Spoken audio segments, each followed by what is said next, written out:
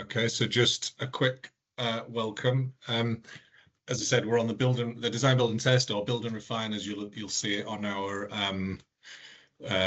web page on the Retail Energy Code website. Today's agenda.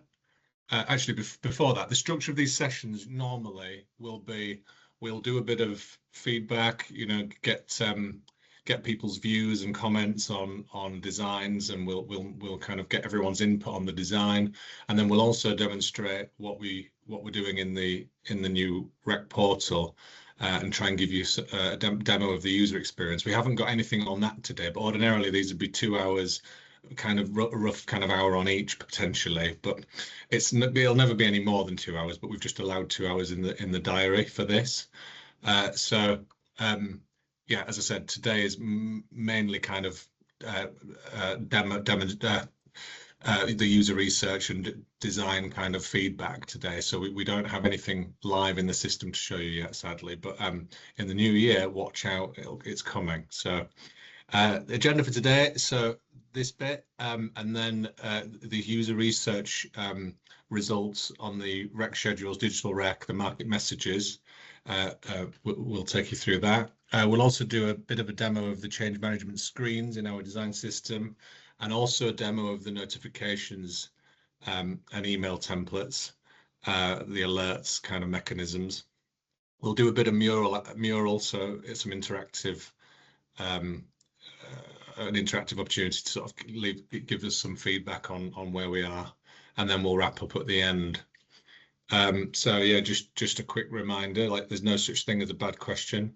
You can contribute however you want. So if you want to leave it in the chat, put it in the chat. If you want to put something on the mural board, put something on the mural board. If you want to email us later, email us later. If you want to arrange a call later, we'll have a call later. However you want to contribute, we'll accommodate anyway. All thoughts and viewpoints are obviously welcome. And then just the competition law piece. All discussions are subject to competition law disclosure rules, so no sharing of commercially sensitive information on the calls. They are recorded and they do go on our website. So again, no discussions on pricing, margins or business strategies. This is just a nice collaborative forum for us all to work together. We're now on to the menu testing piece. So sorry, I've got the wrong one up there. Sorry, we're on to the user research on the piece, Emma. So then over to you. Lovely, cheers, John. Let me just share my screen. So what we thought we'd do is just run through some of the sort of a quick high-level recap of the findings from our 2 previous listener tests that we sent out. So those were the unmoderated online tests that we shared the link to. And the focus was on the digital REC, so things like the REC schedules, also the process map pages, as well as the market messages. So I'm just going to go through some of the high-level feedbacks. It's not the full report, just because it's quite a long report, but I just thought we'd share some snippets so you guys can see how we're taking your responses and what we're going to do in terms of iteration based off of those. So first of all, let me start on the digital REC. So with the digital REC prototype, we're really interested in understanding how users were able to engage with our prototype, how users were able to access certain areas of the digital REC. Was it easy to navigate? What were people's thoughts on the design, the structure?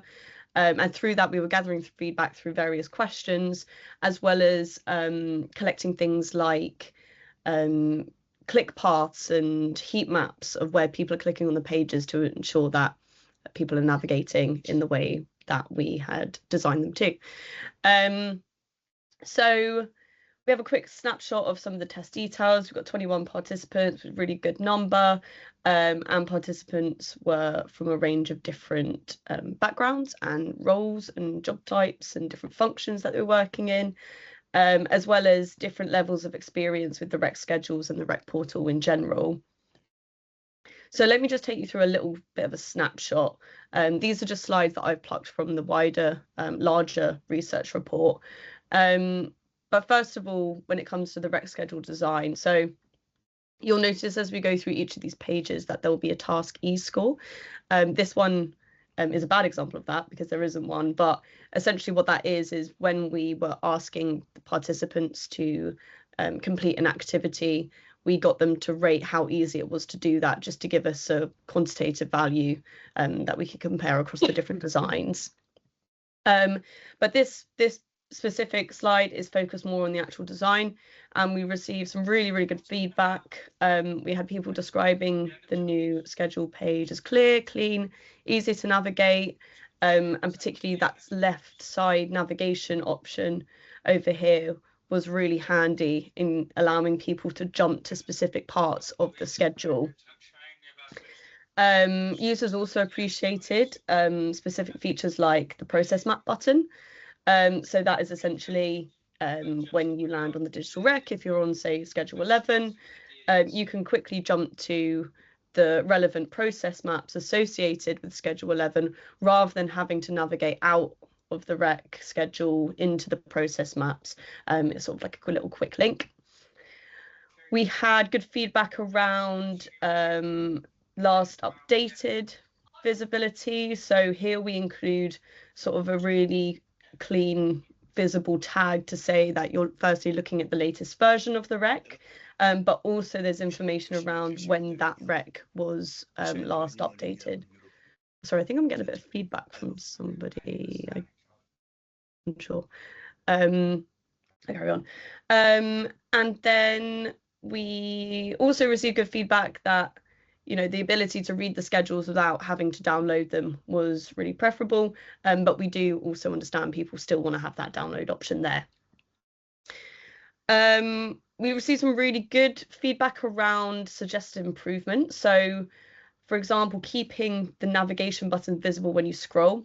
So in our prototype, this obviously is just a screenshot, but essentially when you scroll down the rec schedule, our left-hand panel would remain at the top. So people were saying that when you get to the bottom of the page, you no longer have that navigation panel. So that was really interesting to hear and something we can definitely look into, having that navigation sort of scroll with you. So wherever you are on the schedule, you can make sure you can jump to and from the relevant sections. Another thing we were talking about was the glossary. So we've got a slightly different glossary design to what is on the current REC portal. On the current portal, if you click on a word to know more about it, a pop-up window comes up.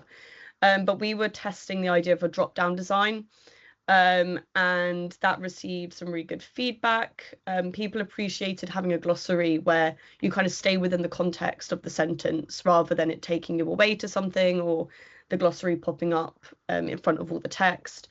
We also had people suggest other ways of doing it, like a hover functionality, and somebody even suggested within the listener prototype tool, there's a sort of modal window that you can move about. That was also a suggestion that we got feedback on, which is something for us to look into. It did raise some questions around, if there's a glossary and there's sort of like a definition within a definition, how would that be presented in a drop down? And also something else we're thinking about is in a table, how would we be able to present the glossary? So it's things to take away from, but really helpful feedback for us as we move forward with our designs. And another focus area was on the search and the results. So slightly different results pattern to what is on the current portal. And this again performed really well. So people were praising the clear presentation and also the keyword highlighting in the search results. So if you type in a word, you'll get all instances of that word or phrase popping up in the rec schedule itself, and sort of easy to identify as it's highlighted. Also, we got feedback around where it says 3 results found. Could understand there was a little bit of confusion around, is that 3 instances of, for example, prepayment mode, or is it that it turns up in 3 of the relevant sort of schedule sections? So that might be something to refine a little bit and make a bit clearer.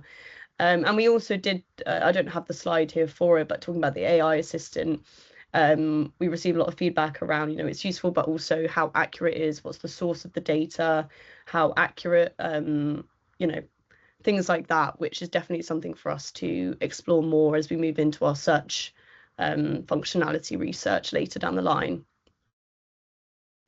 So just a high level key outcomes from that. Again, that is not all the slides of the report. It's just a few little snippets of what we've taken away from it. But overall, the new design did receive really good feedback. Things like the glossary, the search, and the version control as well were seen as improvements to the current offering. And then finally, we did also in that piece of research test 2 table designs, but both tables performed equally well. So I think we need to do a little bit more thinking around how we can really ensure that we're using the best sort of table format moving forward. But we definitely have a clear direction when it comes to the REC schedules and also the process map pages. So the next one we were looking at on the list of tests was the market messages and data items. And again, the main purpose was to ensure, users were able to navigate and utilize those pages effectively. We're also looking at like layout and structure, as well as the terminology and information presented, trying to make it as intuitive as possible. So some of the high level outputs from that, we were looking at sort of what we've referred to as the information page design. So this is once you've clicked into a market message, it's the information that will pop up from there with all the different variant IDs. And users found the page clean, clear, easy to navigate. People like the layout. The main concerns were around scrolling. There's quite a lot of information on these pages, so it's something for us to consider. And also another thing to consider is ensuring we're not providing too much sort of cognitive overload and giving people the information that they need up front. We had things around different special conditions when it comes to variant level scenarios. This page is quite different to how it was previously laid out. So I think it's just finding that balance between ensuring we're putting as much information up front, but again, not losing the readability of the page and hiding important information. And a bit more onto that. When you click into one of the variant IDs, you then get a drop down of further information about that market message, so more granular details. On the current REC portal, under market messages, you have things like range and level. The level is something that we've changed based on the current offering, and we were looking at introducing more of a dot system when it comes to a level. Just to try and like condense, make the page a bit more concise and readable. But we did get feedback that the dots were actually quite confusing because it requires counting the dots. And we've been looking at ways we can improve that and make it a bit clearer. We had somebody even suggest, keeping the dot format over here, but say, for example, where there's 2 dots, the second dot wouldn't be a dot, it'd be like a number 2, just so we've got that balance of like a visual hierarchy of information, as well as making it as clear as possible. Other things that we spoke about were the requirements column, and people liked the visual of like a mandatory or an optional requirement. There were questions raised around IDs, group IDs that have conditions attached to them. And I'll just jump into that here. So what we were testing was if, say, a data item had additional information, you click on view conditions and a pop-up would appear on your screen. And this garnered sort of mixed results. Some people really liked it. Other people were saying they'd rather just see the conditions up front without having to click on anything. And we also had people flag, what would happen if there were multiple conditions within a variant ID here. So if they were interacting or if they were context dependent, how do you navigate between those and ensure that you're getting all the information you need in one place? So there was quite a lot to take away from this research. It was really good. Responses were super helpful and really good for our thinking of how we can make these pages clearer and easier to understand. As a very brief snapshot of our findings, but overall sort of design clear and easy to navigate, but the layout might need some improvement. Again, things like the excessive scrolling or the dot indicators for hierarchy. We also had responses around sort of better sorting and filtering and searching. So sorting by like local reference over the market message IDs, also advanced filtering for things like message types, any fuel types, things like that. And then when it comes to variant details and conditions, might be a need for some greater visibility. So again, something for us to take away and iterate on as we move forward and go into build. So that is, yeah, a very brief snapshot from our report. I'm now going to hand over to Maz, who is going to run through a demo of the change screens and notifications. I'll just pause there, though, for any questions, feedback, comments on those two things that I've just ran through. Thanks, Emma. Thanks. Yeah, so any questions, if you pop your hands up or pop it in the chat, we'll try and answer them. If not, we can get to them at the end. If Paul?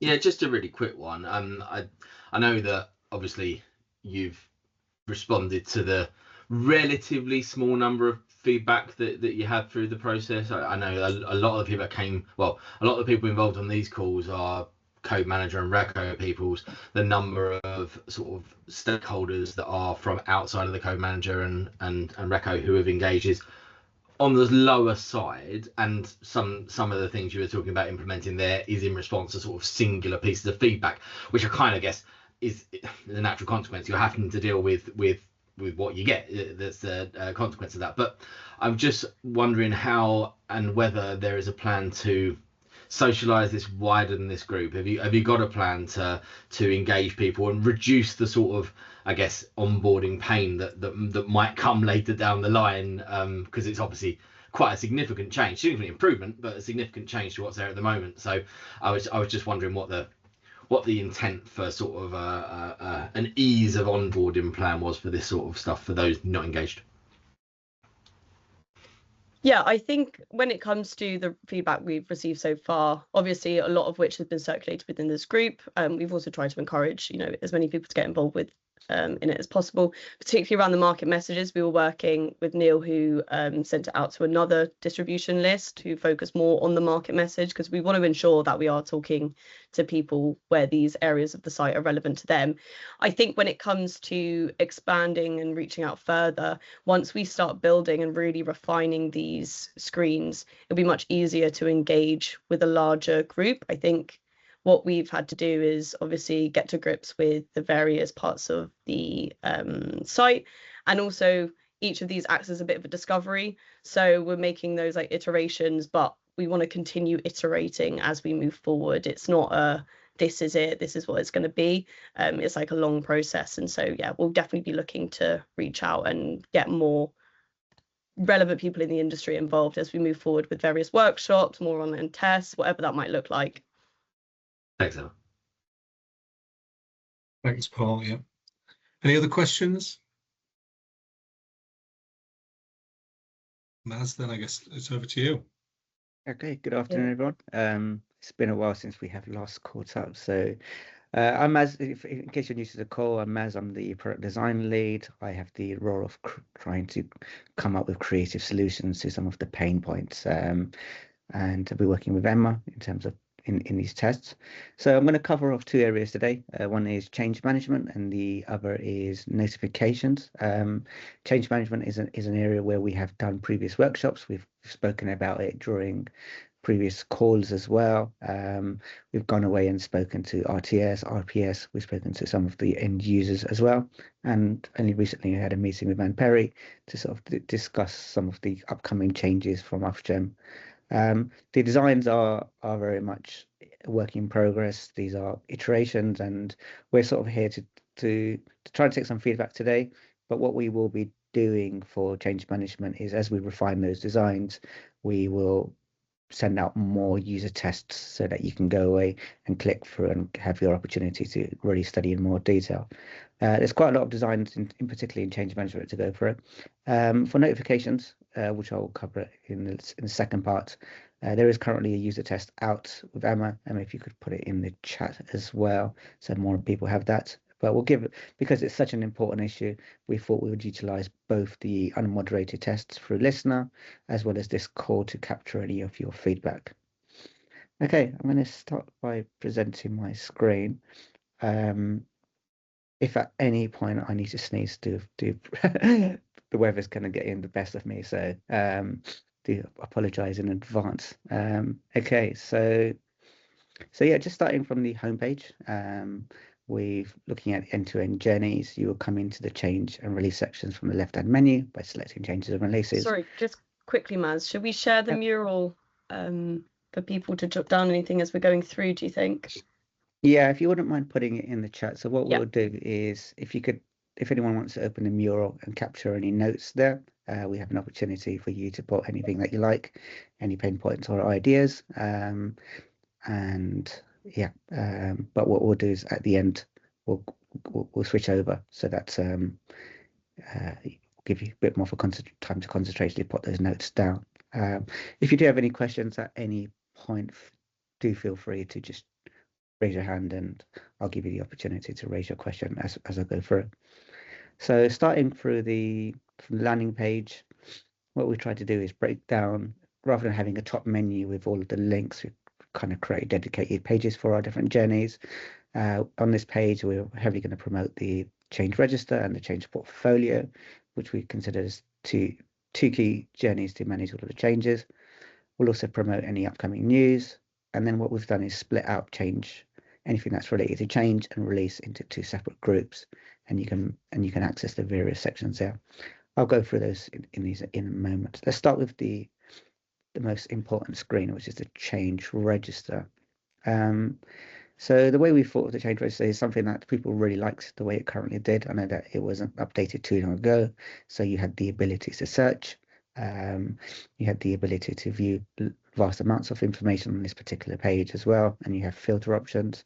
So we wanted to keep what was working really well, and so in addition to that, we really wanted to just sort of present key information that you want. So you can see all of the changes here, and then you can sort of, on a larger screen, you'll be able to see everything. But if you've got a smaller, like a laptop device, and this is quite a condensed screen, which I'm showing today, you can get to see a bit more information in terms of what stage a particular change is at, what severity level, the implementation date, and then we have some feedback to say if some forecasted dates could be put in here. So these are conversations we're having with Anne, displaying the impacted areas. I do apologize, I'm just going to have to step away for 1 second. Sorry, Emma, do you mind just switching to the showcasing the mural board? Yeah, sure, no probs. If I quickly share my screen. Yeah, so for anybody who's joined that link, thanks very much. What we're thinking is, as we go through the demo, if anything comes to mind, it might be easier just to quickly jot it down. We will also take some time towards the end of the session to do a proper sort of feedback, but we're conscious when you're showing a lot of screens at one time, it's easy to forget what you've seen. I'm just by the ordering's quite a little bit incorrect. Under activity 2, we've got the change management screens, and these are all the screens that Maz is going to run through. If I just request people to follow me, you should be able to jump to the right section, because I'm also conscious it's quite a big mural board. We have all of our previous showcase information on these boards as well. So just want to make sure everybody knows where we are. And then for each screen as we go through, again, just taking a little screenshot, we have a section for what works well, any pain points that you see, just any general questions and comments in the blue there, and also any ideas you might have for improvements. Off the bat, please do share your thoughts. We want this to be as engaging as possible. We want to hear from you. I'm conscious these are the first time people are seeing these screens as well, so it's a really good opportunity for us to get those initial pieces of feedback before we do some further sort of change workshops and online activities as we move forward. Maz, I can see you're back. Sorry, I've been expecting a delivery about 3 hours ago and it's just turned up at the worst time. So okay. Yeah. Thank you very much for covering me there. Okay, so we've got the key information on the screen up front as you have today. We also added some personalization, so you have the ability at any point to say, oh, I really want to pin a particular item to the top of this particular page because that's something I'm interested in. But even better than that, we have the idea of flagging. So you have flags, and you see them across every sort of change on the various screens. So you can sort of flag items, and then we'll create this sort of tab here, which is called flags. So if you've got various amount of changes that are flagged, you can view those. So those are the ones that are currently important for you, or something for which you may need to take an action. So you can access that through your My Account as well. So as a logged in user, we can come to this page and see items that you have personally flagged. Okay, so if we go, so let's actually switch to the Change Portfolio, because Change Portfolio is actually, we realize that most users didn't really know too much about. Those that did know about it, some of them did find it quite useful, but at the moment it contains very little amount of information. So if I click on Change Portfolio, what we had a vision here is to actually give you more details, so you can actually not only just see the number, but you can see the title of it, and you can see what stage it's at. So what we've done is we've kind of grouped them into the various stages. So with the change register, you can see everything, whereas this one here, you can kind of organize it by the stage. So anything that's in the initial assessment or is on hold, you can see here. Anything that it's kind of going through impact assessment, we kind of organize them by the various buckets, and any consultations or final recommendations published. So you're kind of the various stages a process goes through. And then finally it comes to awaiting implementation. So this one will say to you on the 7th of November, we have these 6 tickets. So this is, don't worry about too much of the data. The data's not accurate, but hopefully you get the idea to see that this is where the things that are coming up. This information in terms of awaiting implementation will also, the same information will appear within the code releases page, so that presents a better view of looking at. But this is a nice bucketed list. Okay. Let's go into one of the changes as well. So let's look at a change summary. Again, this is a page that we are consistently iterating on. It's not quite finalized. So we're taking the feedback in terms of what the content on the current journey is working well and what needs to be improved. So yeah, we've kind of created a change details bit here where you've got the key summary information, you've got the personnel, people who are involved, the proposers, any lead analysts or SMEs, and you've got a quick link in order to email them. And you can kind of come down here to see some of the impacted parties. But right up front, what we wanted to do was any key documents that you wanted to promote, you can put it on the top of the screen. You can get the latest updates and a bit of a clearer description of the change summary. And as you scroll down on the first page, you get an overview, so you can see the up-to-date information in terms of problem statements, any impacts. Now, impacts is something that is, until while it's being worked on, it can be indicative. So as they're going through a change and before the final recommendations are provided, it might be indicative, but once the final recommendations are published, then this can be a confirmed list of impacts. You can see here. You can then see things like proposed solutions and related links or documents on this page. And as you scroll down, you have the options to some call to actions to either raise an alternative change. There was an idea of adding raise a new change on this page, to contact the lead analyst, or view the change process diagram for further support. Some of the most amount of feedback we received was regarding attachments. Today, there's a lot of archived documents which create noise. So we looked at a few solutions, whether to split this in 2 options. One option was we could split it in terms of everything that's the latest document and anything that's archived. So you have a split. But the other option, which we kind of just demonstrated here, is depending on what stage the change is going through, you can kind of see the documents that are uploaded to the different stages. And for example, if you're in that proposed solution stage, you can see the latest documents for this particular stage, so that therefore you automatically see the up-to-date documents. In the review, you'll see any milestones. One of the ideas here is that we would pull data from any change panel committees or elsewhere. There is a change to the change. Also, I end up repeating the words. There's a change to the change process, so some of this we'll still need to determine how we're able to achieve this. And the final two screens on this section were the original submission and the activity.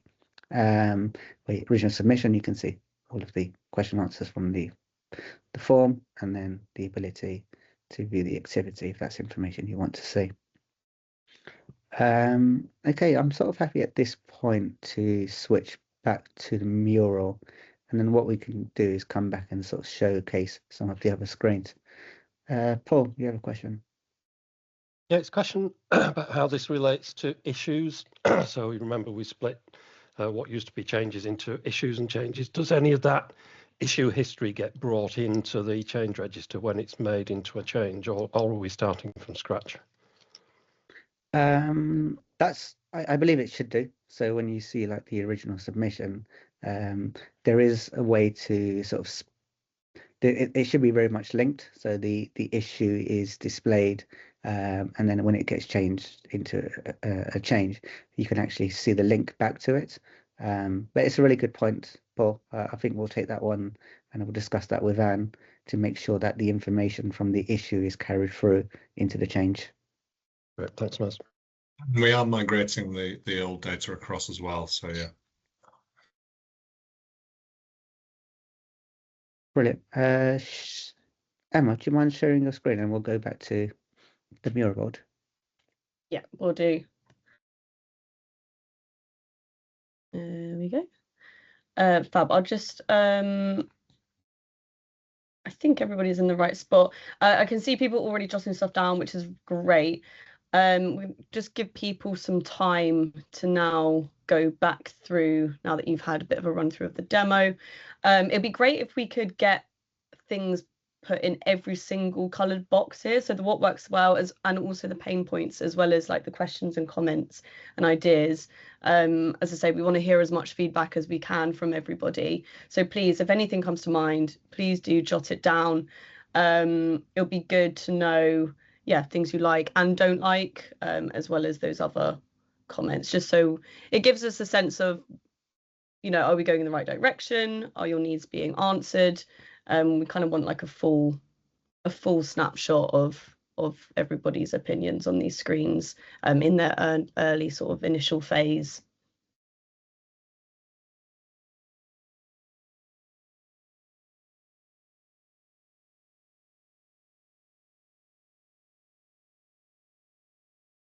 So yeah, if we get things under change register, change portfolio, and the change overview summary, that would be fab. And then we'll move on to some of the other change screens that Maz has put together.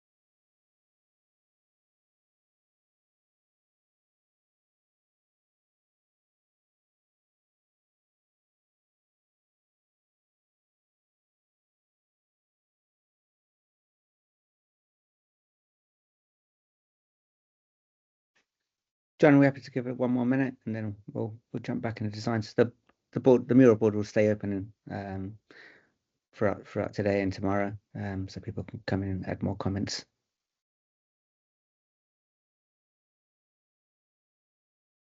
I think in particular it'll also be really interesting to hear people's thoughts on the change portfolio, because we know that screen has changed the most in comparison to the current offering. So it'd be good to know what people think about that.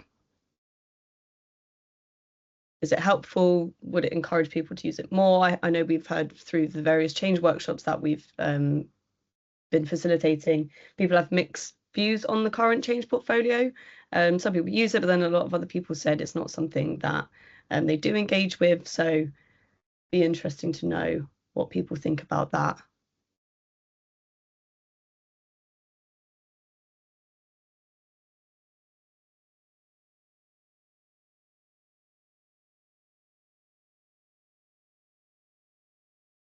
I think maybe, yeah, if we give it 1 more minute and then Maz, maybe you then take control again. Yeah, sounds good.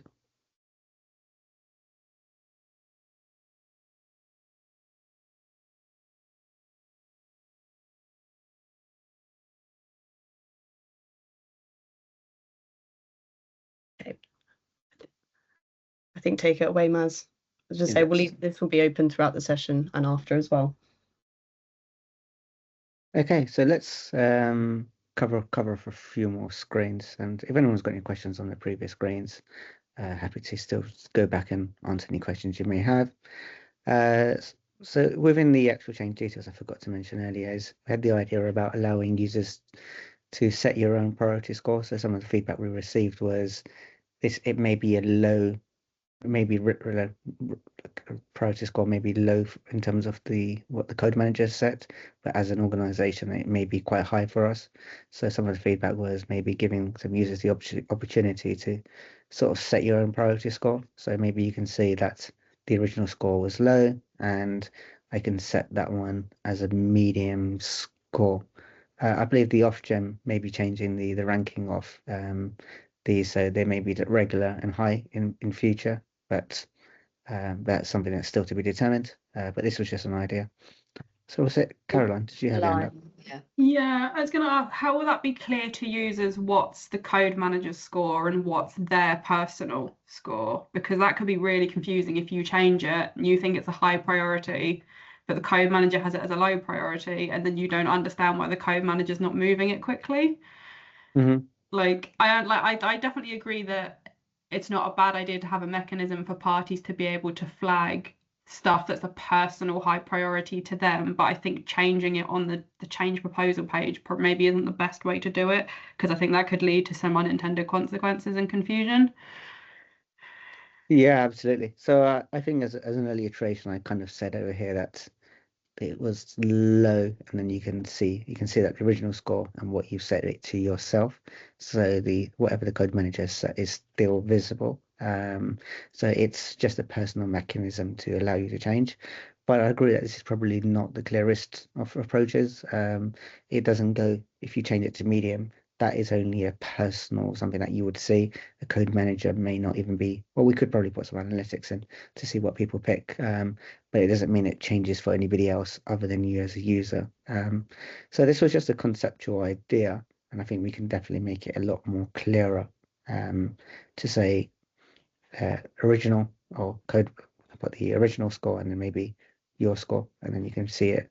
And I try to use iconography in this pattern as well to kind of show you that this was a score you set yourself. But I do agree with Caroline on this one. I think you've given mechanisms through flagging and pinning the ability to make it clear to you through the change register what ones are important to you. Priority score is something which has a very definite industry meaning, particularly with the code reform changes and what the new prioritization elements mean within code governance. I think this could confuse, whereas you've already given that pinning and flagging functionality. A third way to identify changes as important to me might be a step too far and risk conflict with sort of standard industry terms. Yeah, that's really good feedback, Paul. I think we did this based on one particular users who we did a usability testing with, who mentioned the idea of setting their own priority scores. But if it does create that risk, then I think that can be communicated back to say that's why we didn't proceed with this idea. But yeah, this is what the forum is for, to discuss such ideas. And yeah, I'm happy to leave the status quo in this one because it can create that confusion, which is a risk. Okay, let's take a look in terms of the process of actually raising a change. So there's a few mechanisms. What we've done is over here, you can sort of hit raise a change, click call to action, and on the page itself, you can come over here, change management, and raise a rec change or issue.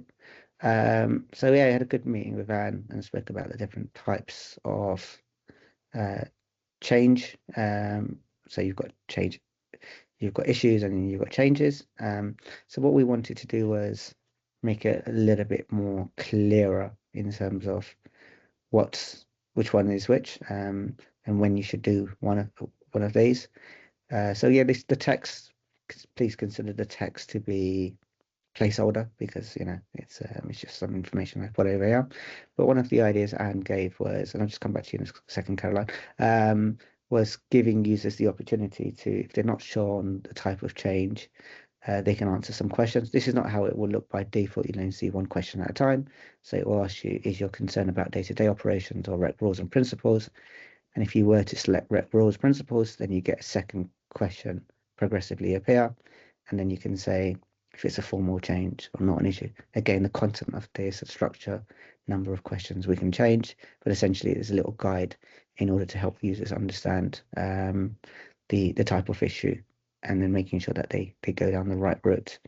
Caroline, I'll go to you first. So I don't think we need separate boxes for raise a code issue and raise a code change, because the way it works is parties submit something to the code manager, and then we decide if it's an issue or a change. The party doesn't decide when they submit that. I know it's two separate things on the portal now, but it leads to exactly the same form. So it doesn't matter which one you click. It takes you to exactly the same form, and then we make that decision internally. And I honestly think it would be a lot more streamlined if that was made clearer up front, and like there was just one option for parties to submit, to click, and it was clearer that we would then make the determination if it's an issue or a change. Yeah, I was going to pretty much echo that. We actually used to have almost this exact page, and it offered 3 ways in to raise a change in these 3 areas.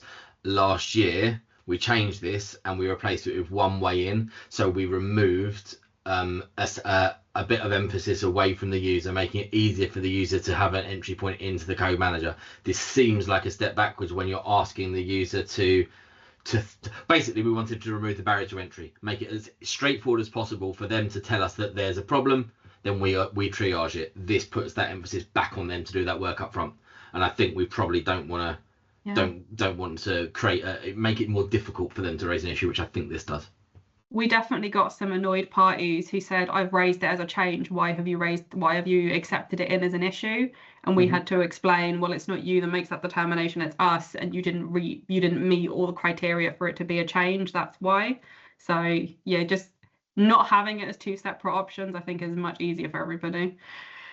No, it's really good to have that knowledge. Something that clearly didn't know until this call. So what I may do, Caroline, if that's simple, what I may do is just when I iterate on this page, I'll drop you both a message, and with the updated design, just to make sure you're happy with the flow, and then we like you say, reduce that barrier of entry, so people are aware of the different types of changes that they can raise, but it allows us to take that control, as long as they're being directed to the right place. So yeah, that's our goal. So great. I'll take that one. I will iterate on this one and get back to you.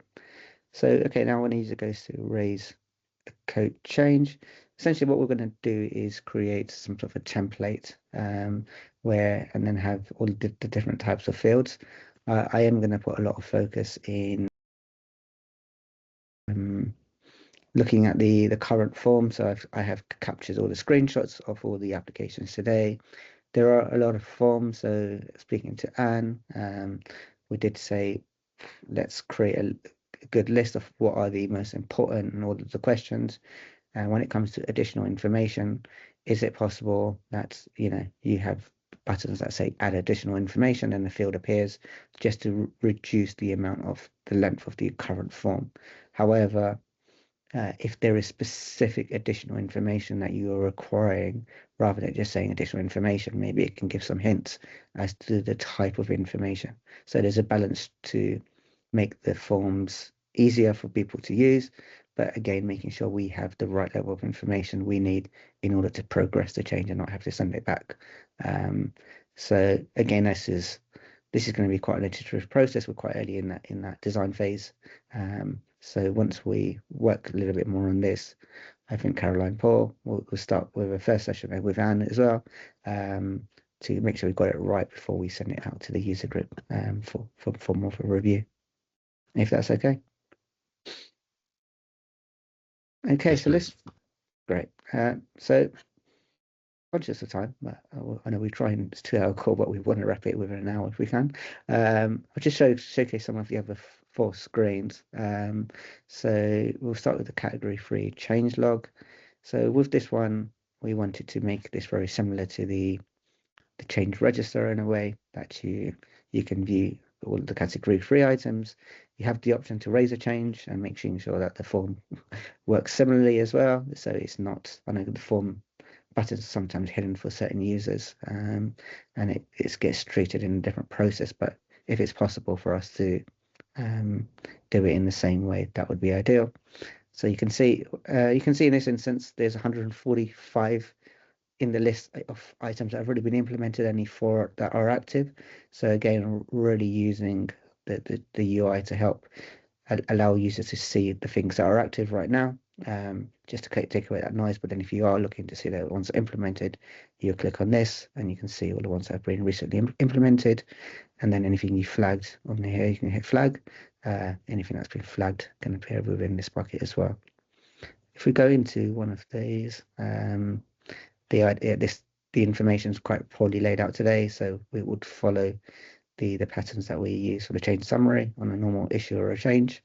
And you can see the change summary, any supporting documents, the various details, including the personnel. So this was the idea on this page. I think it might help eventually when we put side-by-side designs, just to make sure it's when you're reviewing, it makes things a little bit easier. Let's go to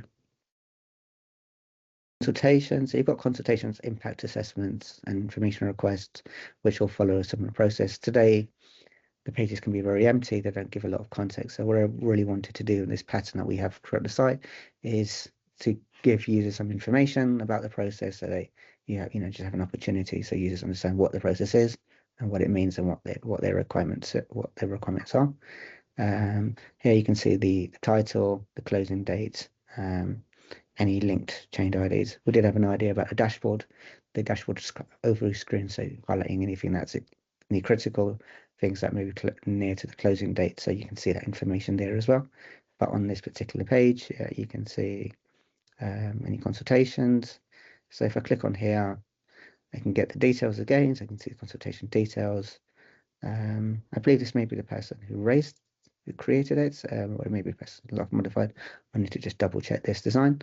Any link changes, any documents, and then giving users the ability to add a response. So you come in here and you can upload a file or multiple files and enter your email address, and like you can do, slightly confidential response.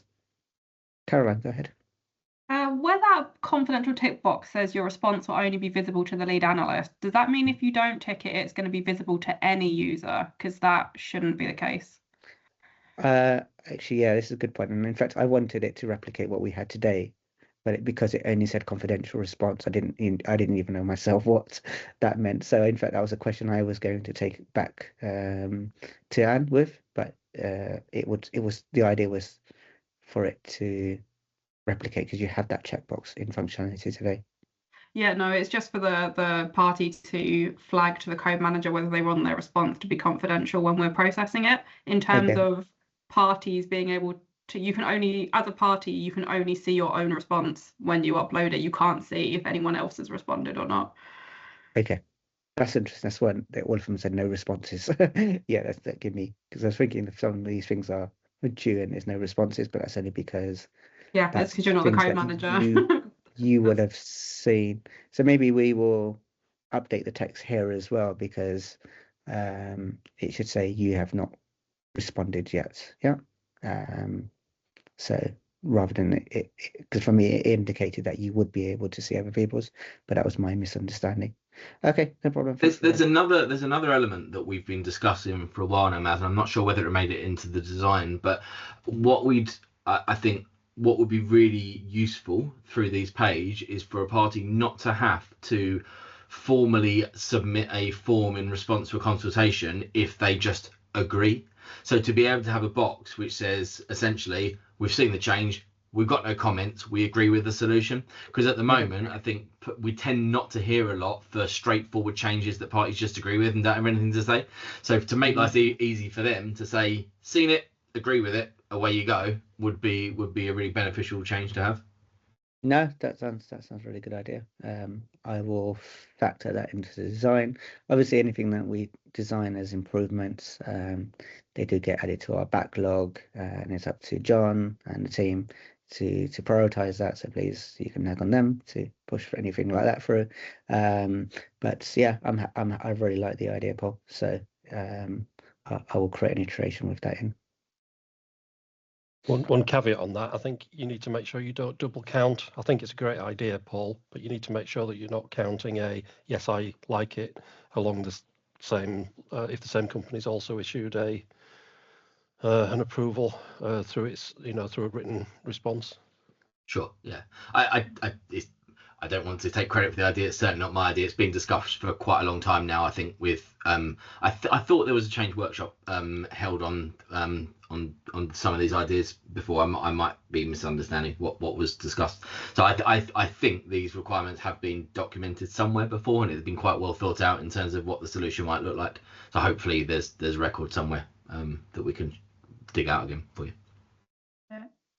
I was just going to say, Paul, that check is something we have to do anyway. There's nothing to stop a party from submitting 2 consultation responses. And we have had it before where parties have submitted 2 conflicting responses and we've had to email them and be like, you need to pick one. Yeah, I understand that, Caroline. Thanks. So yeah, that's no different to today. Sure. I haven't actually seen that response for any requirements come through just yet. So may pick up with you, John, just to make sure any of those requirements come to me. So, but thanks for raising the point on the call, Paul. Okay, so I've just shown you consultations, but it's a very similar approach for impact assessments and information requests.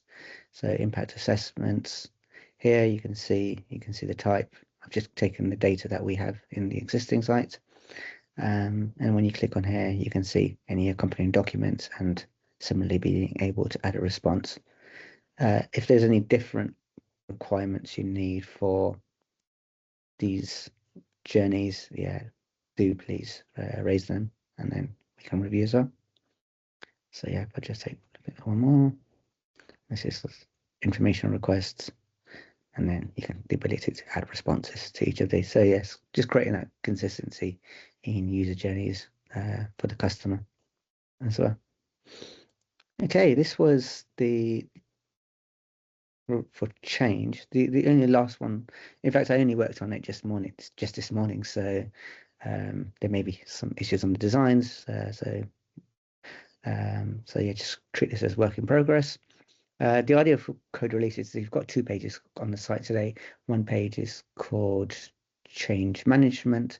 The other page is called code releases. One is held on the Digital Navigator site and the other on Life Array.